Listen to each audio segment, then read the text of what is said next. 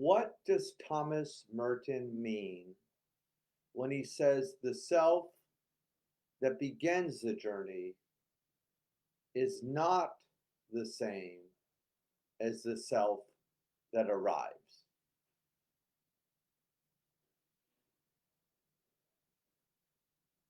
Good morning. My name is Father Frank Buckley, and I am the host of our morning meditation group, Flourishing During Challenging Times. It's delightful to be here together as a community. If you're new to the meditation group, welcome. You are in for a treat. There are three parts to it. The first part is a little inspiration, and this morning we will get the inspiration. I don't know why I picked this today, but it must have been the Spirit moving from Father Thomas Keating, an unbelievable contemplative monk who wrote, excuse me, so much on the contemplative life. The second part of the program is the heart of the program where we come together as a community.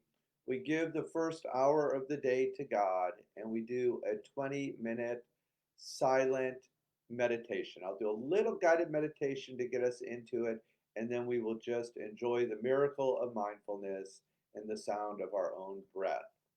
And then the last part is a little Ignatian exam and just noticing where we might have missed God or where God showed up in beautiful ways in our everyday, ordinary lives. So without further ado, let's move to Brother Thomas Merton. And I'm going to share a little poem he wrote as well as a little commentary on that by David Odorosio, who wrote this great article.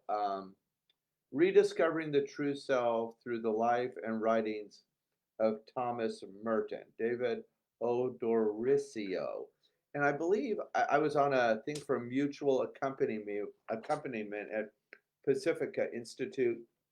And I believe David is the director of that now, which was a surprise because I think when he wrote this, he was teaching in a high school. So, David, great job, and thanks for sharing it with us.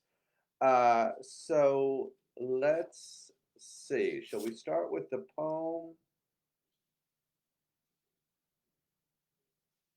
Yes. It's called All the Way Down, and it's from a poem Merton wrote in 1966.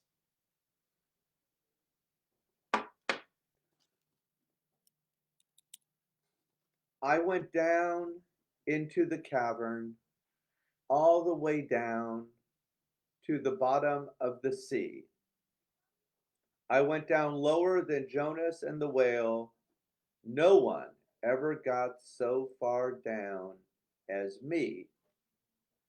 I went down lower than any diamond mine, deeper than the lowest hole in Kimberley, all the way down. I thought I was the devil. He was no deeper down than me. And when they thought that I was gone forever, that I was all the way in hell, I got right back into my body and came back out and rang my bell. No matter how they try to harm me now, no matter where they lay me in the grave, no matter what injustices they do, I've seen the root of all that believe. I've seen that room where life and death are made, and I have known the secret forge of war. I even saw the womb that all things come from, for I got down so far. But when they thought that I was gone forever, that I was all the way in hell, I got right back into my body and came back out and rang my bell.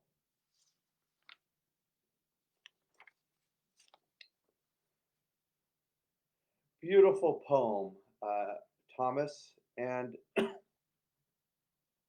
David writes this. This is yet another difficult step in the contemplative journey. It requires that we must submit, give in to God, and let go of our false selves and our false desires. We must let go of that control that we love and crave, and yet which is ultimately the main illusion keeping us from God. Finley writes, our deepest freedom rests not in our freedom to do what we want to do, but rather in our freedom to become who God wills us to be. We must be able and willing to let go of everything within us that is not God in order to make room, a home for the experience and love of God to rest.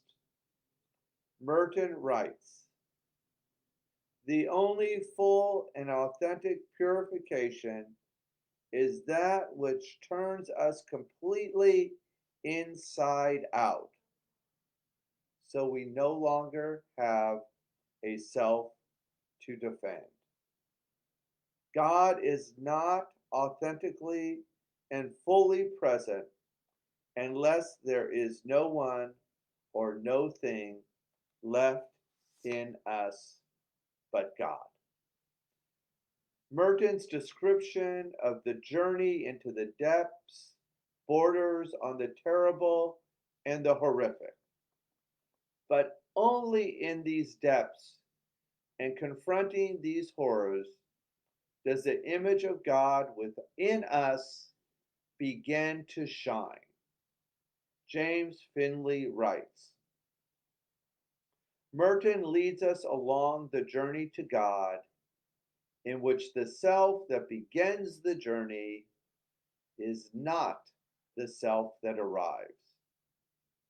The self that begins is the self that we thought ourselves to be. And it is this self that dies along the way until in the end, no one is left. And this no one is our true self. It is the self that stands prior to all that is this or that. It is that self in God, the self bigger than death, yet to be born. It is the self the Father forever loves. And I would add, it is that self that we engage, that we touch when we dip our toe into the contemplative life. So without further ado, let's move into the second part of our program, which is our contemplative practice. So as always, we flourish by unplugging from all technology. I was just reading another great peer-reviewed article in Psychology about a direct correlation about the more time adolescents are on social media, the more increase, ramping up of anxiety, depression, and even suicidal ideation. So, do yourself a favor this morning. Better than any gift you could give yourself, a new car, a new home, a new partner, is unplug. We're going to turn the gaze inwards and have an encounter with the divine that resides within. I'll set the timer for 20 minutes. Find a comfortable position in a space that feels safe, that is beautiful, that is welcoming. I invite you to close your eyes or three-quarters closed, something that feels comfortable to you, and we'll begin and end with the sound of the bell. Let's start.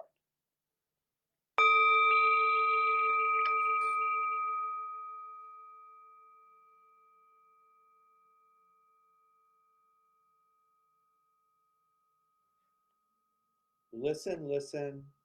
The sound of this bell returns us to our true home.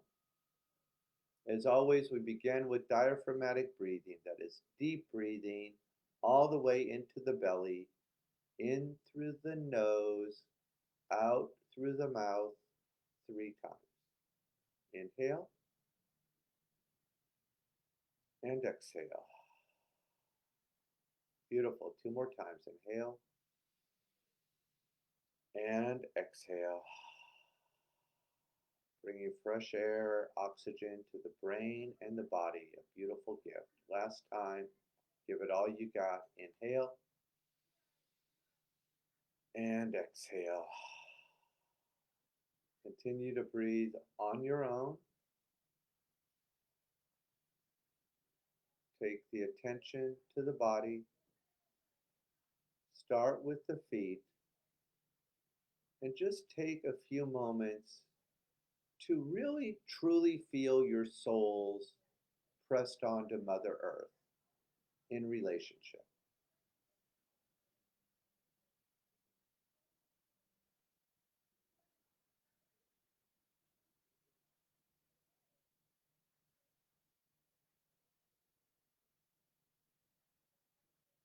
Moving up the body, take the attention to the chair or the cushion providing support, and just reflect on where you felt supported recently, big or small.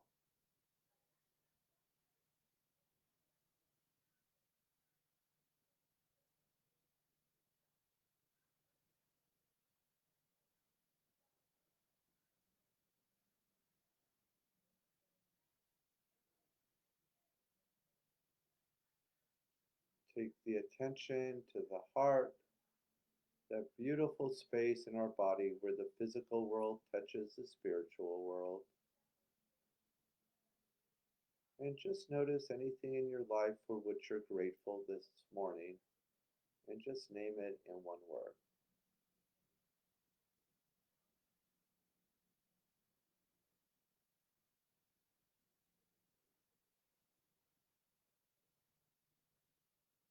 Gently as placing a feather down, place that word next to your heart. And together, as a community around the world, let's breathe one time into that gratitude. Inhale and exhale. And just simply notice what you feel without judgment.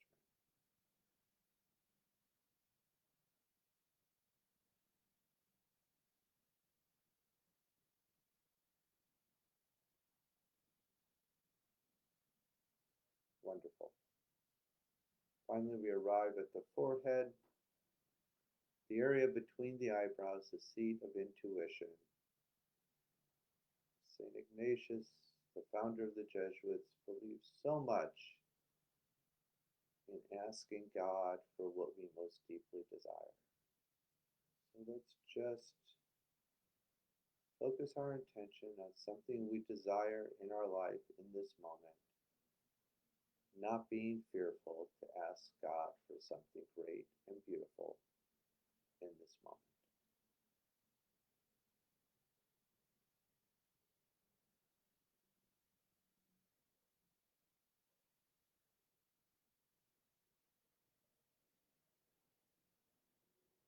And we'll seal that beautiful intention with an inhale and an exhale. Continue to breathe on your own, noticing the breath, Take the attention to your sacred word. Repeat it 4 or 5 times. Then just drop down to the ocean floor and enjoy a little deep rest. Please continue.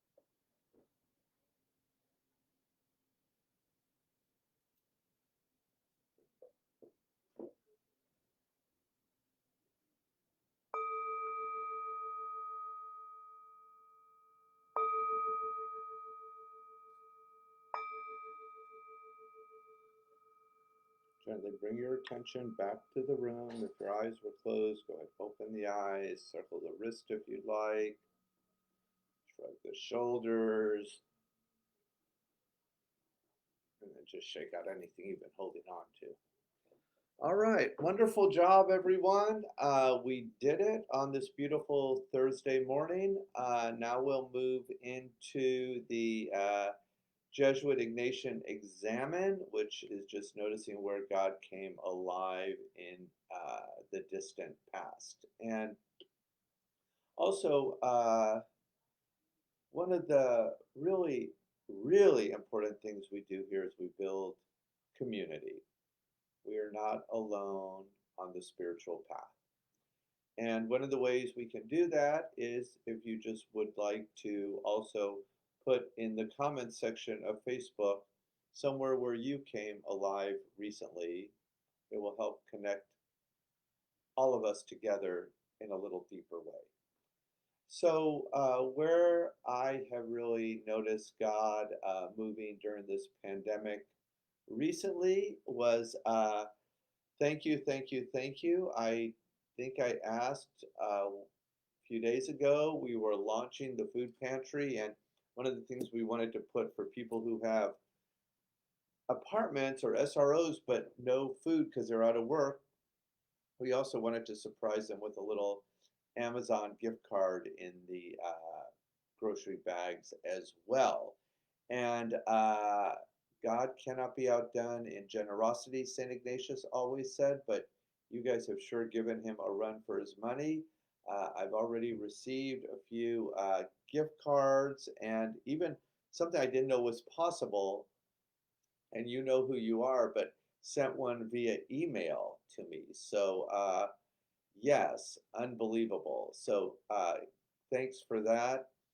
And again, I'm really excited about the food pantry. I know some of you are on this program who participate. Just to remind you, it's the 4th of July and it will be closed. But a little secret elf told me that a couple parishioners may be passing out some sandwiches on Saturday morning, even though the food pantry is closed. But don't hold me to that. Second is I really loved the poem by Thomas Merton and this idea that the person that starts, the self that starts the journey is not the self that arrives. And I find that so resonates with my own experience. Even the person who sat down with you this morning to begin this meditation is not the person who sits here now.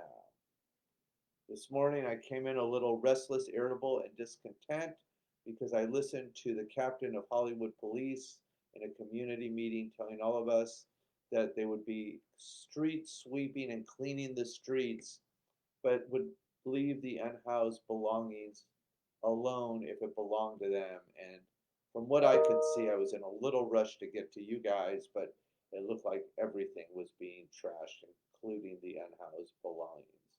Very sad. Uh, Commander Lurie, I will be sending you an email later, hopefully to reimagine how we might be able to do this a little better in Hollywood. And like dropping the pebble in the pond, it will trickle to the rest of Los Angeles. And then the last thing was, once again, just so much gratitude for all of you for the way you commit to this morning practice. Uh, Choose to be contemplatives in action in the best way St. Ignatius meant it. And in the middle of a pandemic, we all move in engaging our imaginations and reimagine how we can be monks in a modern world. God bless you and have a beautiful rest of the day.